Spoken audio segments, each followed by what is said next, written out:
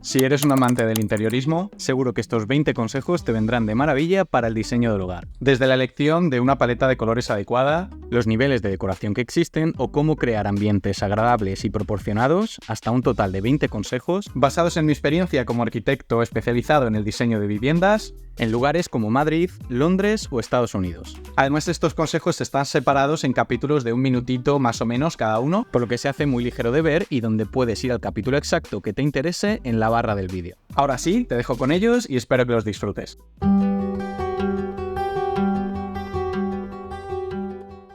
En el mundo del diseño en general, la inspiración se consigue trabajando mucho y buscando referencias y estudiando buenos proyectos. Pinterest e Instagram son a día de hoy fuentes muy potentes para conseguir referencias. Y simplemente por citar 3 referencias con las que yo suelo trabajar en el mundo de la arquitectura y del interiorismo, seguramente empezaría con John Paulson, que es arquitecto y diseñador inglés. Y aunque ya lo conocía de antes, cuando lo descubrí realmente fue durante mis primeros años en Londres. Trabaja con diseños basados en la sencillez y etiquetados como minimalistas, sin importar el tipo de proyecto, desde el diseño de una cubertería, el interiorismo de un apartamento o el Museo de Diseño de Londres. Todos ellos transmiten calma, calidez y sencillez. También suelo trabajar mucho con referencias a Luis Barragán, que para mí es uno de los mejores arquitectos del siglo XX. Atrevido con los colores, que aplicaba con gran maestría en sus proyectos, al igual que su trabajo con el dramatismo de la luz, fue capaz de generar una atmósfera muy sutil y una arquitectura muy emocional. Tampoco podía dejar fuera de mi lista al estudio Mumbai, en India. Me apasiona el hecho de que trabajan con muchos artesanos, técnicas locales y materiales de la zona, y eso queda reflejado de una forma clara en sus proyectos.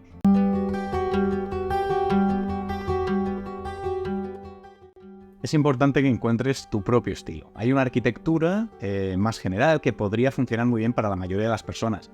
Pues un estadio de fútbol, un aeropuerto o un museo que estén bien proyectados seguramente va a agradar y todo el mundo va a ser feliz en esos sitios y se va a sentir cómodos. Pero a la hora de hablar del diseño de tu casa, de tu hogar, tú eres el protagonista y tú tienes que ser la persona feliz de vivir en esa casa. En mi opinión, hay muchos arquitectos o diseñadores que pretenden colocar su propio estilo y como resultado se genera una obra en la que todas las casas son igual. Te invito a que empieces por crear tu propio mood board. Un tablero lleno de referencias a esos recuerdos que te gustan, esos colores, esos olores, esas texturas, porque la buena arquitectura se hace precisamente de eso. Y puede ser en digital o en una simple libreta, escribiendo notas y pegando imágenes que te motiven. Aún así, déjame compartir contigo algunos pocos estilos o tendencias que pueden ayudar a inspirarte.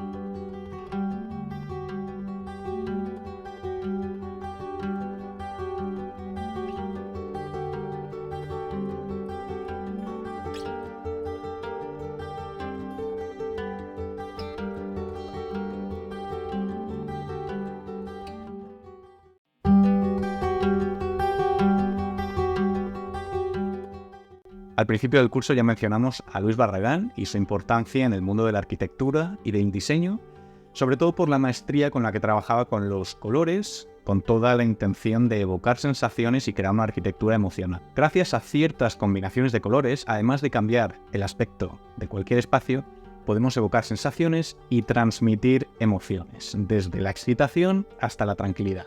Y esto dependerá de nuestras propias percepciones naturales, pero también culturales. Es decir, puede que a un oriental y a un occidental el mismo color les evoque sensaciones distintas. En general, el azul refleja productividad y transmite calma y neutralidad. El amarillo, sin embargo, es más intenso. Aunque es alegre y brinda energía, podría transmitir cansancio ocular. El rojo es bien sabido que proyecta fuerza y pasión. Sin embargo, si queremos proyectar un ambiente saludable y tranquilo, nuestra mejor opción será el color verde, que además de la naturaleza, solemos asociarlo al dinero. Si queremos generar confianza, el marrón es una buena opción, que además tendemos a percibirlo como el color de la tierra, de tener los pies en el suelo. El color blanco está muy claro que proyecta una idea de limpieza y amplitud, no como el negro, que todo lo contrario, suele asociarse con el luto, pero sin embargo también con la clase y el lujo. Personalmente creo que la maestría se consigue en la acertada combinación de colores y no el estudio del color individualmente. En unos trucos más adelante, en unos vídeos más adelante, veremos algunas paletas de colores y materiales que funcionan muy bien.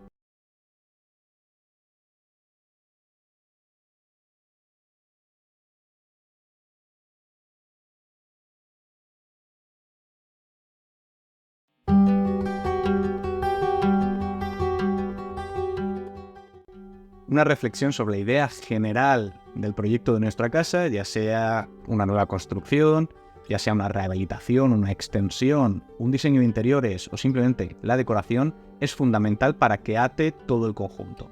Si no existe esa idea potente que lo ate todo, el proyecto puede convertirse en una especie de monstruo creado con pedacitos y anécdotas, pero sin ningún fundamento, sin ninguna base. Por poner un ejemplo personal del estudio de Balanza. El año pasado trabajamos en el proyecto para la extensión de una casa victoriana al oeste de Londres y el diseño de interiores de toda la casa existente.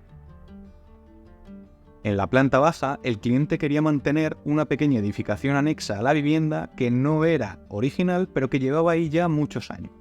En este caso, la idea principal del proyecto era combinar la vida más contemporánea, lo que solemos entender por una vida más moderna, donde todo el mundo está en los mismos espacios, los espacios están más conectados, con la idea tradicional de la casa o la vivienda victoriana, que era ligar visualmente, conectar visualmente la entrada de la vivienda con el patio trasero. Esta idea nos ayudó a atar fuertemente el proyecto y tomar todas las decisiones constructivas y de interiorismo en torno a esa idea.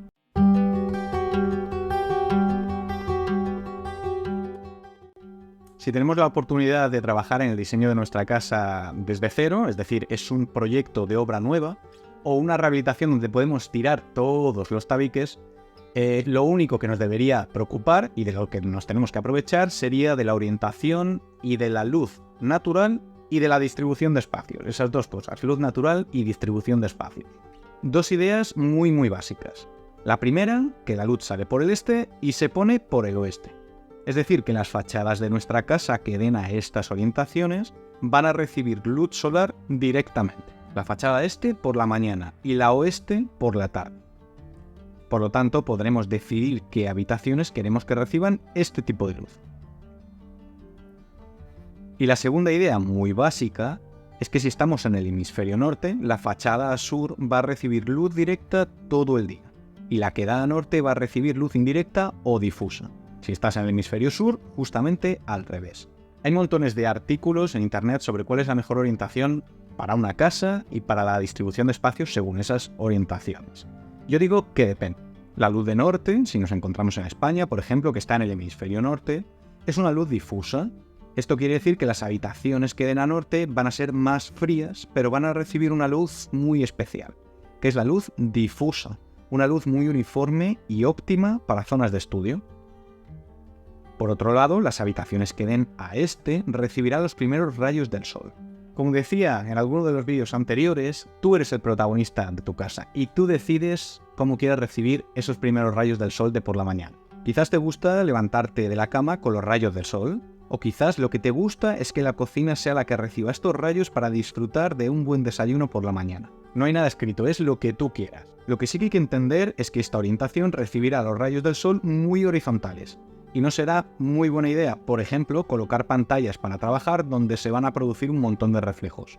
Mi experiencia personal y profesional como arquitecto, he visto que las fachadas que dan a sur y reciben luz durante todo el día son fachadas muy óptimas para espacios comunes, como pueden ser salones o comedores. Además van a ayudarnos a ahorrar un poquito en la calefacción en invierno. Sin embargo, la orientación a oeste, aunque a veces está muy penalizada por muchos arquitectos, a mí me parece que es un sitio muy chulo para colocar, por ejemplo, una terraza donde podamos salir al exterior y pues tomar una cena muy agradable bajo los rayos ya del atardecer cuando el sol se está poniendo.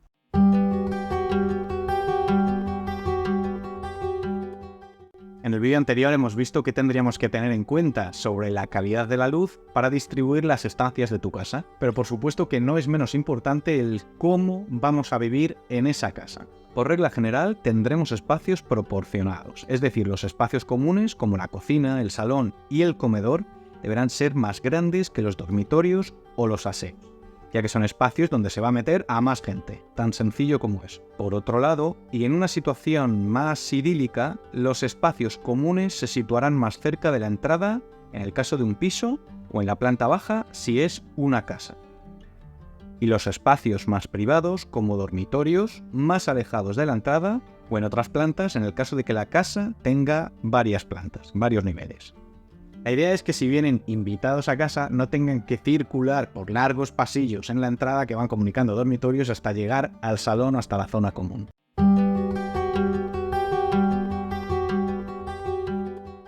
En los dos vídeos anteriores hablamos de la distribución idílica o en lo que habría que pensar en una situación de una obra nueva, de una casa, de un proyecto nuevo, de un piso donde no hay nada de qué preocuparse. En la vida real o en los proyectos de rehabilitación y reforma, lo normal no es eso. Lo normal es que nos encontremos con estructuras, con instalaciones que van apareciendo por mitad de la vivienda. Y antes de tirar ningún tabique o muro, contacta con un arquitecto o cualquier otro especialista que te asesore sobre el estado actual de tu casa, ¿vale? Muy importante. Ya que habrá veces en las que las instalaciones o incluso la estructura se pueda modificar, pero habrá veces en las que no. Por no hablar de ciertas irregularidades que aparecen en apartamentos antiguos, como esquinas, ángulos extraños o pilares en mitad de una estancia. El truco es aprovechar esas irregularidades o imperfecciones como desafío de diseño. Por ejemplo, un pilar en medio de una estancia podría llegar a formar parte de un mobiliario de diseño. O un ángulo complicado puede servir para potenciar una vista y definir un espacio mediante el contraste de distintos materiales.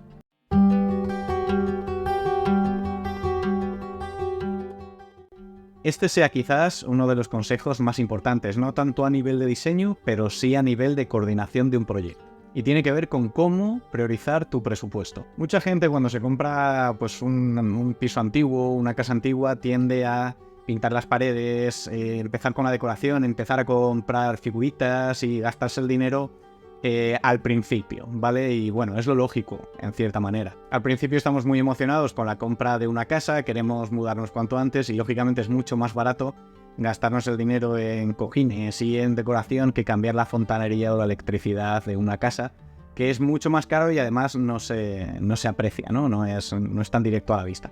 Mi consejo de este vídeo es que imagines realmente la casa en la que quieres vivir. Bien con la ayuda de un arquitecto o con algunos consejos como los que estamos viendo en esta serie que te pueden dar una idea aproximada.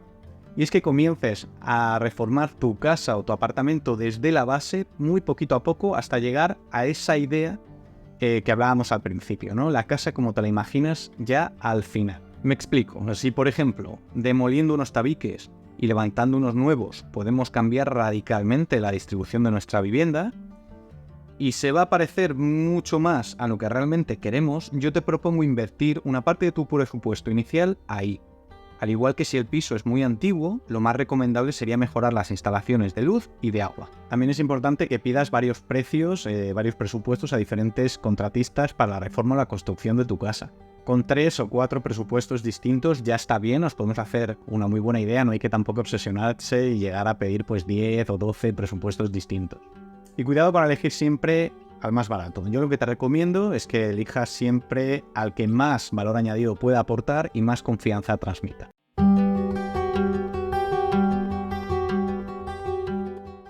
A la hora de diseñar espacios interiores es posible que te sientas un poco perdido al principio a la hora de ordenar esas estancias. Un truco es el de crear ejes visuales. Los ejes visuales son líneas imaginarias que ayudan a ordenar el espacio y generar armonía. Por ejemplo, un eje potente podría pasar por el centro de una ventana que conectaría el espacio exterior no solo con su estancia, sino con las habitaciones contiguas mediante, por ejemplo, puertas correderas, que cuando están abiertas generan un único espacio. Ese eje uniría, por lo tanto, varias estancias y lo que haríamos sería utilizarlo para distribuir nuestro mobiliario, nuestra iluminación, incluso la decoración en torno a él. Los centros de las mesas suelen colocarse a eje, los de todas las estancias. La iluminación de techo también. Y además podríamos potenciar este eje colocando una obra de arte al fondo. El resto de mobiliario podrían colocarse de forma simétrica al eje, ayudando así a ordenar la estancia.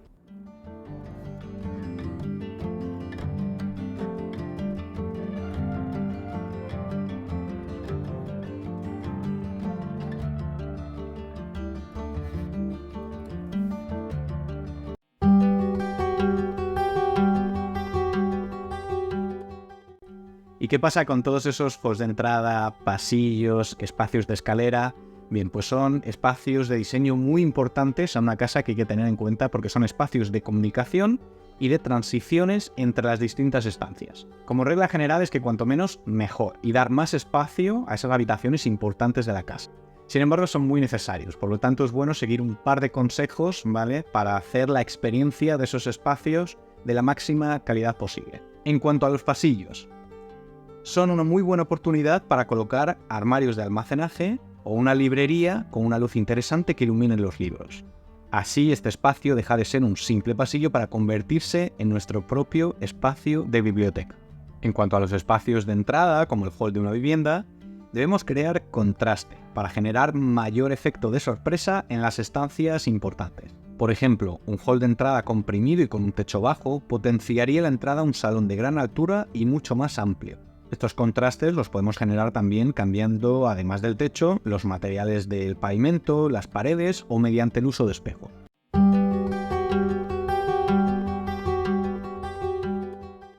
En alguno de los primeros vídeos de esta serie ya hablamos de la importancia del color en el mundo de la arquitectura y el diseño en general, y cómo estos pueden evocar sensaciones y además afectar a nuestros estados de ánimo.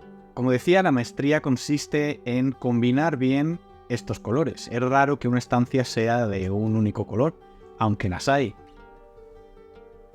Y según combinemos los colores, conseguiremos unos efectos u otros. Los colores además van acompañados de sus materiales, por lo tanto, la idea es conseguir una armonía en conjunto. Antes de dejarte con una serie de combinaciones o paletas de colores que funcionan bastante bien, déjame que te comente un par de consejos sobre los materiales. La madera aporta calidez. La podemos encontrar en los propios materiales de construcción, en los acabados, como en el suelo, o en el mobiliario y la decoración. Por otro lado, la calidez de la piedra dependerá del tipo de piedra y acabado. Un mármol travertino, bajo la luz del sol, aportará muchísima calidez. Sin embargo, un acabado de suelo en hormigón pulido o microcemento puede conseguir espacios muy fríos, que según el lugar en el que nos encontremos puede venirnos bien. Por ejemplo, para una casa de playa en una ciudad calurosa, yo sí que colocaría pues un suelo a lo mejor de hormigón pulido. Pero para un apartamento, para el suelo de un apartamento en una ciudad como Londres, que ya de por sí es bastante grisácea y fría, pues no lo podría jamás. Tiraría por algo mucho más cálido como la madera. En cuanto al vidrio y el acero, son materiales sofisticados y elegantes, pero que hay que usarlos con cuentagotas en el diseño de una casa porque podrían restar calidez al hogar si abusamos de ellos. Ahora sí, déjame que comparta contigo una serie de paletas de colores y materiales que siempre funcionan.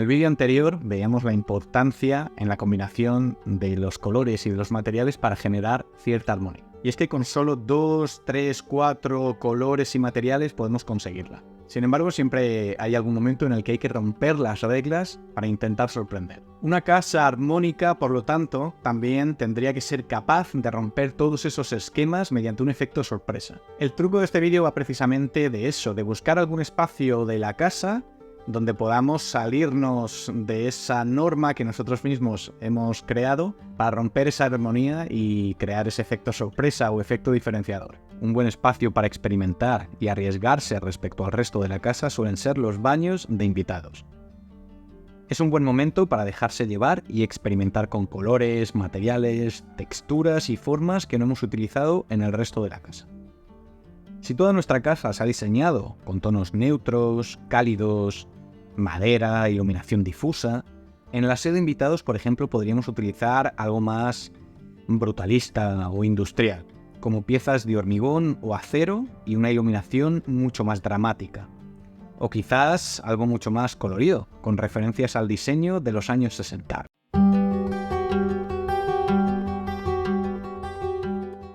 Hay muchas maneras de distribuir un dormitorio. Dependiendo de si es un dormitorio doble o sencillo, buscaremos una configuración u otra. Las personas tendemos a sentirnos más seguras cuando controlamos la puerta y la ventana desde la cama. Por lo tanto, una buena distribución sería colocar la cama de tal forma que puedas ver la puerta de frente, la ventana a un lado y el armario o vestidor con acceso al aseo al otro lado.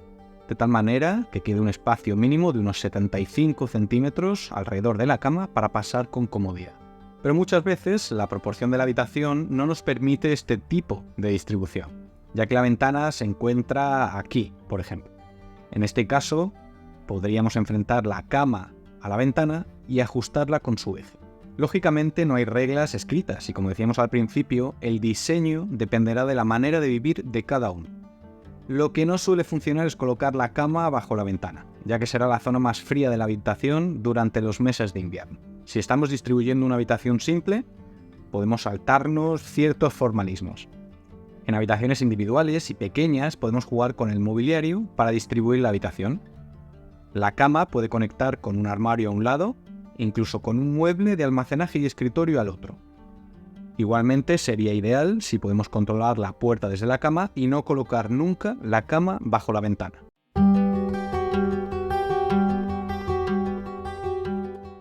Al igual que pasaba con los dormitorios en un cuarto de baño, también tenemos que olvidarnos un poquito de las reglas escritas y buscar un cuarto de baño y una distribución que se adapte a nosotros. Sin embargo, sí que hay ciertas tipologías que me gustaría compartir contigo. Una distribución que suele funcionar muy bien es la de cuarto de baño con puerta al centro de la estancia. De tal forma que tenemos una zona central para movernos y una colección de elementos sanitarios a ambos lados. Dependiendo del tamaño del cuarto, podremos colocar los elementos de distinta manera. La pieza de bañera queda muy elegante bajo la ventana y centrada con el eje.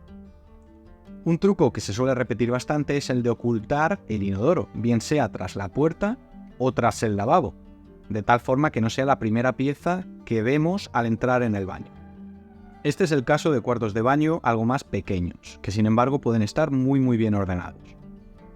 Aquí debemos optimizar el espacio. Colocaremos un lavabo a la entrada, seguido de un inodoro que queda oculto tras el lavabo y una ducha o bañera al fondo. Estos son solo algunos ejemplos y, por supuesto, las opciones son infinitas. Dependerá siempre de la proporción y del tamaño del cuarto de baño.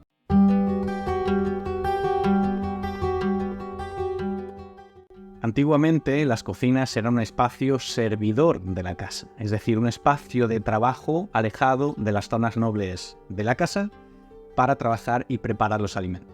El tip de este vídeo es el de ayudarte a comprender la forma de vida contemporánea, utilizando la cocina como un espacio de encuentro y no de preparación o de trabajo independiente. Un espacio donde la familia tiende a juntarse, a repartir tareas y a compartir momentos. Es por eso que en las casas nuevas las cocinas son un espacio conectado directamente a salones y comedores. Vamos a tomar como ejemplo el proyecto de la extensión de la vivienda de Londres que comentaba al inicio de la serie.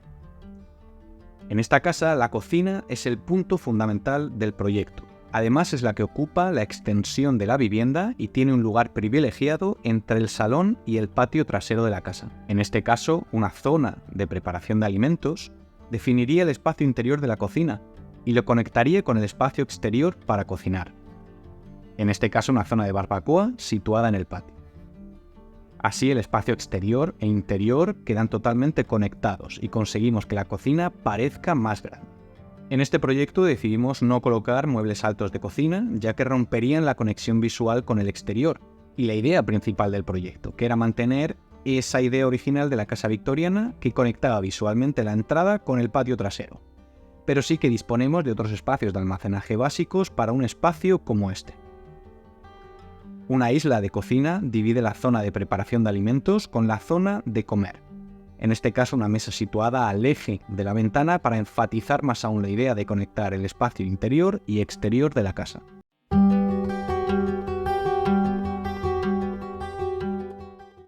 La luz natural nos viene dada, pero hay un momento del día en el que esta desaparece y es ahí donde entra el diseño de la luz artificial, que nos permite además regularla de tal forma que podemos conseguir diferentes ambientes en una misma estancia. Y este vídeo está cargado de tips. La iluminación ha sido siempre un elemento fundamental en los proyectos de arquitectura y diseño. Con un buen proyecto de iluminación seremos capaces de crear escenas donde las personas podamos concentrarnos en tareas específicas, relajarnos en un ambiente más íntimo o ensalzar algunos elementos importantes de nuestra casa, como la textura de un muro o una obra de arte. Un espacio interior se vuelve mucho más rico si jugamos con luces directas e indirectas. La luz directa es la que va desde la fuente de luz hasta el objeto que queremos iluminar. Y utilizaremos este tipo de luces cuando queramos realizar tareas, como la que utilizaríamos para iluminar la encimera de la cocina mediante una tira LED bajo cascos, o la luz colocada en un techo y que ilumina directamente el pasillo por el que vamos a caminar. Pero también utilizaríamos una luz directa para resaltar, por ejemplo, una obra de arte y ponerla en valor. Por otro lado, la luz indirecta es la que percibimos de una forma reflejada, es decir, la fuente de luz ilumina una superficie y su reflejo llega a nuestros ojos de forma indirecta. Este tipo de luces son muy interesantes para ensalzar un elemento arquitectónico como un muro, un techo o elementos de mobiliario como una isla de cocina o un espejo de baño. Lo interesante es combinar estas dos estrategias de iluminación para crear ambientes más interesantes en una misma sala. Esta combinación de luces tiene que ver con la apariencia estética de las lámparas que utilicemos. Las luces arquitectónicas son las que quedan integradas en el diseño, son fijas y suelen pasar desapercibidas. Son los típicos focos de techo, las tiras LED que recorren un muro o las luces que alumbran los peldaños de las escaleras. Para añadir valor al espacio, es muy buena idea combinar este tipo de luces fijas con lámparas decorativas donde además de añadir un plus de iluminación, añadirán riqueza a la decoración de la escena. Entre ellas podríamos incluir lámparas de suelo, de mesa o lámparas de estudio. Toda fuente de luz tiene una temperatura de color, y en el caso de las viviendas el rango más utilizado va desde los 2700 hasta los 6000 grados Kelvin. Un consejo, la luz cálida invita a relajarse y a tranquilizarse. Por lo tanto, es una luz óptima para estancias donde queremos descansar, como en los dormitorios, pero también en salones y comedores donde ayuda a crear ambientes tranquilos y amigables donde poder charlar y socializar.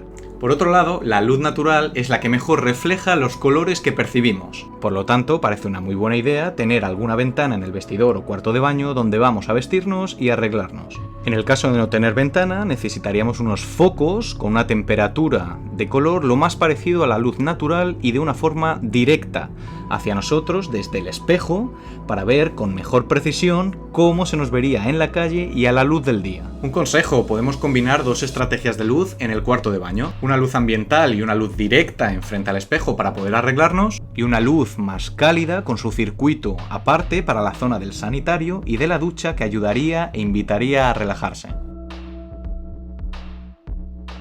Otra estrategia interesante es la de combinar luz focal y luz difusa. La luz difusa es la que conseguimos cuando añadimos una pantalla o un difusor a nuestra lámpara. El objetivo es el de crear una luz más uniforme, calmada y sin tantos contrastes. Es interesante utilizarla como luz ambiental genérica o en otras situaciones más específicas como en la zona de la ducha para que nos ilumine de una forma más uniforme. Si no añadimos ese difusor, conseguiríamos una luz mucho más focal, intensa, creando muchos más contrastes. Estaría bien utilizar este tipo de iluminación en zonas de trabajo donde necesitamos estar muy concentrados y un nivel de iluminación alto. O en ocasiones más especiales, como por ejemplo la iluminación de una escultura donde queremos crear cierto dramatismo.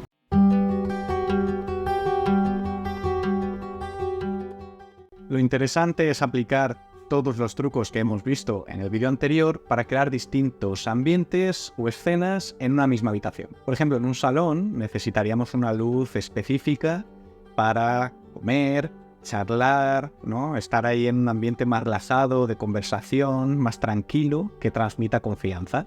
Sin embargo, en ese mismo salón, cuando nos vamos a levantar de la mesa y recoger los platos, necesitaríamos una luz totalmente distinta, es decir, una luz más genérica que ilumine toda la estancia. Vamos a ver un ejemplo. Por ejemplo, para un mismo salón podríamos combinar una luz decorativa, directa y cálida sobre la mesa del comedor que invite a charlar, junto con una luz focal arquitectónica sobre una escultura que está al fondo de la escena y genera ambiente. U otro circuito de iluminación que crease otra escena podría consistir en unas luces de techo con un color de temperatura neutral que ayudase a recoger la mesa una vez se ha terminado de cenar. Y por último se podría considerar otra escena donde unos focos incrustados en la pared iluminan el muro de detrás de la televisión, ayudando a reducir el contraste del brillo de la pantalla encendida, y una tira LED bajo el mueble de madera que lo subraya y lo pone en valor.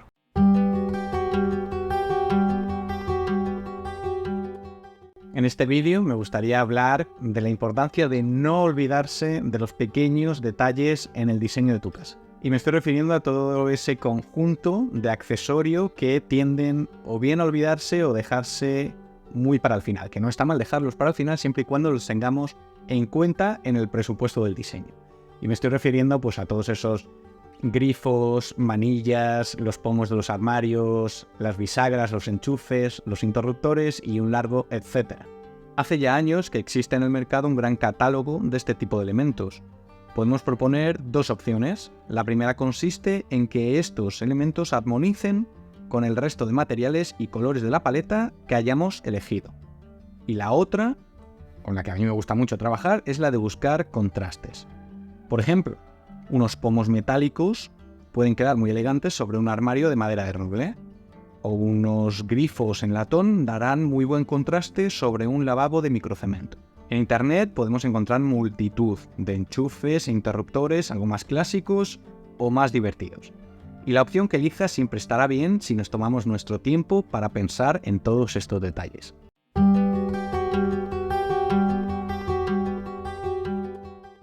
Una vez hemos trabajado en la arquitectura del proyecto de nuestra casa o en el diseño de interiores de un apartamento o de la rehabilitación de un apartamento, es el momento de entrar en los niveles de decoración. Podríamos hablar de 3 niveles jerárquicos a la hora de hablar del interiorismo y de la decoración de tu casa. El primero, y para mí el más importante, es el que tiene que ver con ese mobiliario que va a organizar el espacio dentro de tu casa y de las distintas habitaciones que la conforman. Ya mencionamos, por ejemplo, anteriormente el tema de los ejes visuales.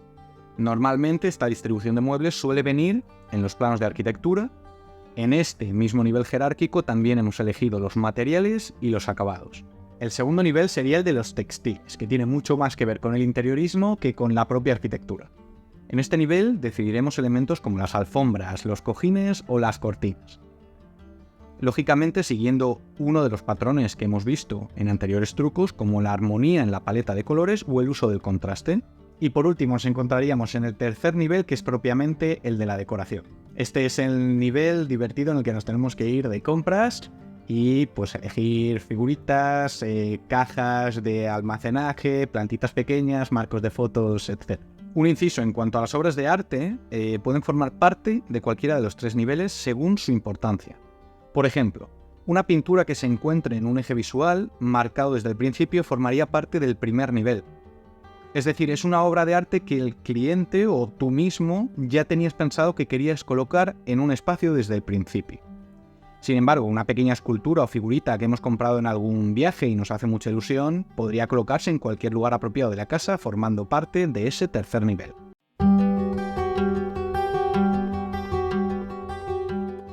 Uno de los consejos más importantes que he aprendido a lo largo de toda mi carrera es que se aprende mucho más cuando se comparte información y se comparten proyectos.